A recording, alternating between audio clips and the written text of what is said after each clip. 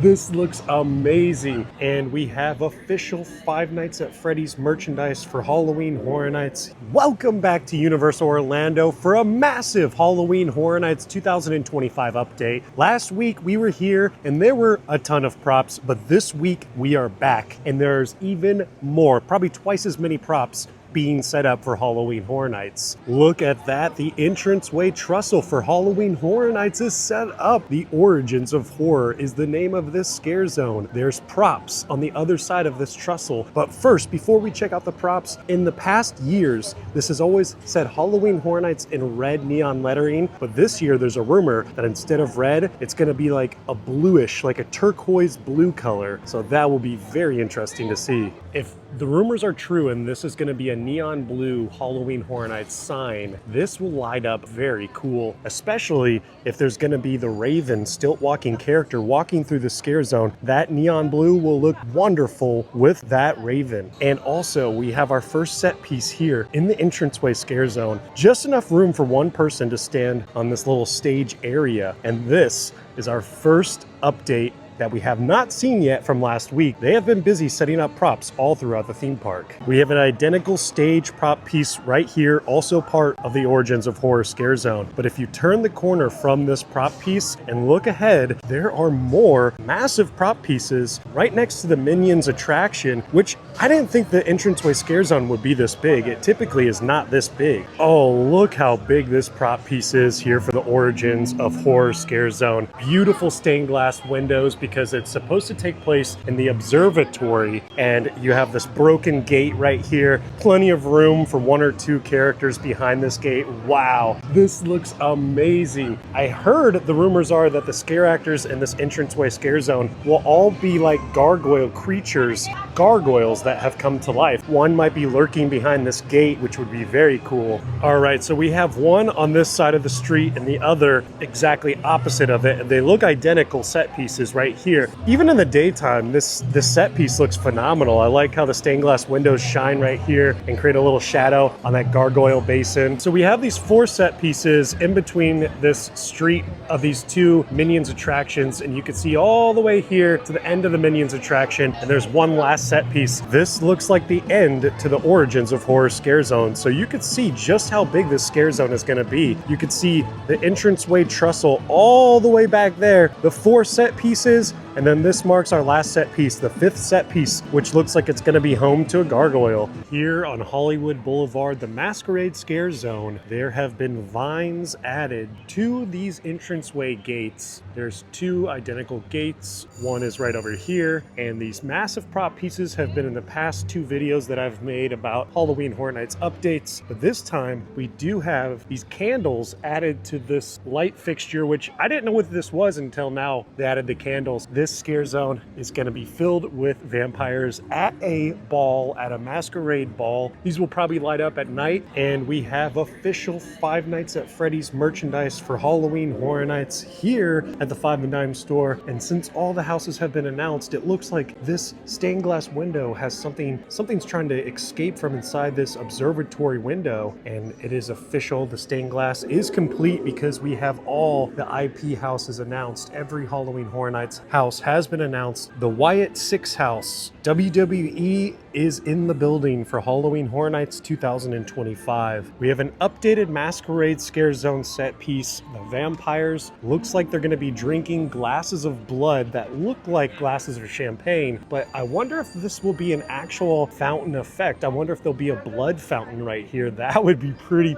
cool. This is a new addition to this scare zone, the Masquerade Ball Scare Zone, part of Our Dust. The usual afternoon storms are rolling in. This does not look good. Let's film the Cat Lady on Crooked Lane Scare Zone before it's too late, guys. We got to make it. It's just right around the corner. Look, it is finally back. Jack-o'-lanterns are finally back inside the trees of a scare zone. And it's number 9 Crooked Lane with corn. You know what corn means? There's an old kind of like, I guess you could say, supernatural belief that when there is corn inside a scare zone, especially outside, superstition of Halloween Horror Nights, that if there's corn, that means there's going to be rain. Oh, wow. Finally, a Halloween scare zone that looks like the fall time. This entranceway gate looks fantastic, and you have the trees covered in jack-o'-lanterns. I'm looking out for Little Boo, and I don't see him anywhere. I'll definitely point him out if I see him. And we obviously have a cat for the cat lady on Crooked Lane, and a bike of one of her victims, probably one of the trick-or-treaters that she has turned into a cat. Okay, now this is very Halloween 3-esque. I've never seen that movie, but I've seen kind of scenes from that movie, and this looks like another trick-or-treater who had a mummy mask, and now he is a cat. Once again, so many victims. And here, this is the story of the cat lady on Crooked Lane. We have the first panel of the story. Deep in a forest on Halloween night, the trick-or-treaters follow moonlight, the naughty children that dare to explore the old crooked lane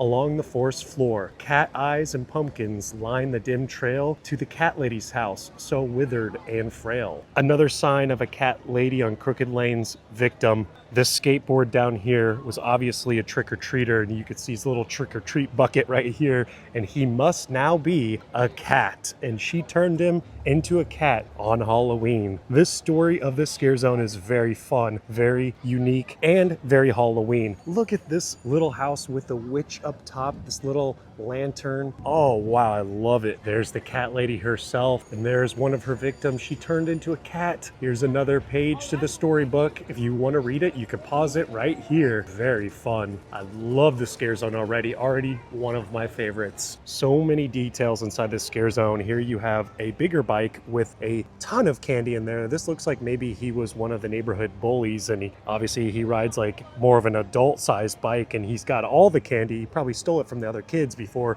being once again turned into a cat. So many remnants of trick-or-treaters, and it looks like horrible things happened to them. This is a detail that's kind of unsettling. You have all these milk jugs all over the scare zone. This is kind of creepy because obviously she wants to keep her cats around because she loves cats, but I don't think she loves trick-or-treaters very much by the remnants of all their stuff here. This is quite a spooky scare zone. I cannot wait to see what the scare actors look like. The clothing of children, backpacks, and toys. Look, there's a deflated football, so many remnants of these once trick-or-treaters, which now must be cats. And it looks like they're being guarded by hundreds of pumpkins inside the tree. I still have not found Little Boo, although I've found pumpkins that look very similar to Little Boo. Some of these pumpkins, like they could be Little Boo's brother. Here we have the story of how the cat lady actually turns the children into cats. She feeds them soup, and not one drop goes to waste. Spooky. There's a little spindle of yarn up here. I'm wondering if she uses, this is kind of gross, but I wonder if she uses all the kids' clothing and turns them into yarn so her cats can play, I guess, because cats like balls of yarn, right? That's kind of gruesome. Interesting. I guess that's why there's so much yarn throughout this scare zone. It makes sense. The notorious grandpa-looking pumpkin. They've had this before, this pumpkin right here. I like him a lot. He looks like a grouchy old grandpa. And all of these muddy toys and objects found inside the yard, and all of this candy and these buckets filled with candy, but they look like they've been rotting and burnt. They look all just gross and decaying. Here is the cat lady of Crooked Lane's house. I wonder if she'll come out through the front door and give like a little performance on this stage right here. This scare zone is massive. I mean, it started all the way down by Cafe La Bamba, and here we are by the Animal Actors Show. That's the end of the scare zone, or the beginning, I guess, depending on which way you're walking from. And then right across the stage is, of course, remnants of other parts of her cat house, the cat lady's house. So many jack-o'-lanterns here throughout the trees. This scare zone is massive. It starts all the way by Cafe La Bamba, and then you go all the way down here to right around the entrance of the ET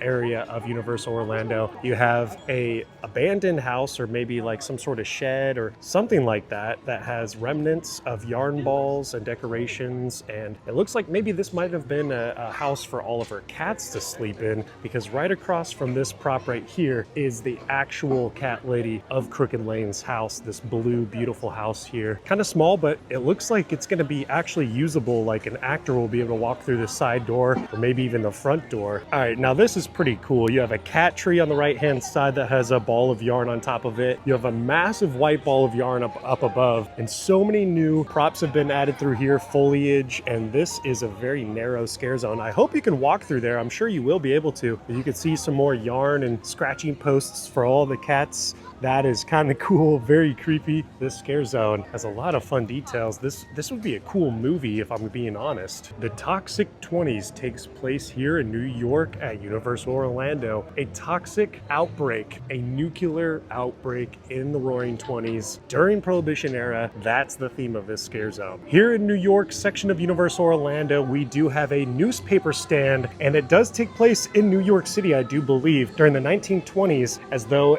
basically a nuclear holocaust happened in the 1920s here. You could see all of these old 1920s newspapers, and it looks like some toxic sludge on the side of this newsstand. This is going to be Roaring 20s. It's going to be beautiful. And then as you can see, it takes place, I believe, here in New York City. I could be wrong. I would love to read all these newspapers, to be honest. There's probably so many Easter eggs and hints in there. Of course, the Toxic 20s scare zone will take place during Prohibition, but it looks like these are probably alcohol barrels, maybe filled with toxic alcohol, which might have been the cause to this whole thing. I don't know the cause to this nuclear holocaust, but there's barrels of what is probably liquor here on the stage because it is Prohibition era New York. Yeah, see? We got a old-fashioned 1920s car here for the Toxic 20s scare zone. Looks very mob-esque, very cool. This scare zone, of course, takes place in 1920, so this is very fitting for the time period. This scare zone in New York typically has full-size vehicles as props almost every year. Like we had the Vamp 69, which had a whole school bus inside the scare zone, and this one has like a gangster's car. It looks like it was taken by the police department. Maybe they had something to do with this toxic outbreak. And then we also have a little stand right here, a florist stand, and you have so much toxic sludge right here on the counter. Typically, a scare zone like this, a prop like this, is always typical inside the New York section of Universal, as well as these vehicles that you can see throughout here. And somebody will probably have something loud that they bang on the counter right here. That's like definitely a staple of Halloween Horror Nights. I do love the look of this, the Toxic 20s. So if I guessed right, these trucks probably belong to some mobsters, some bootleggers that were probably distilling some toxic sludge and giving it to the people of what I believe to be New York City in the 1920s. I think this is a mob confiscated vehicle. Like I said, probably barrels of toxic sludge that they were delivering to the people of this city. All right, this is where I have to end the video. I am running through the park. I'm trying to get out of here because the storm is coming. We are surrounded by thunder and rain clouds. It is not looking good. If you did enjoy this video, please give it a thumbs up. That way this video can reach a larger audience. This video can continue to grow, and I can make more Halloween Horror Nights updates for you guys. That being said, if you haven't already, also subscribe down below. That way you will not miss another Halloween Horror Nights update. Probably 2 to 3 more videos before the event starts. Actually, probably less than that, honestly. Probably like 1 more update video because the event is less than a month away. Believe it or not, the event is less than a month away. Thank you for watching today's video. It's been a wonderful update video. Very, very hot today. Very, very hot on opening day, I assume. And the corn means it's probably going to downpour. So there you have it. Stay tuned. Opening day, less than a month. Have a wonderful day. Peace.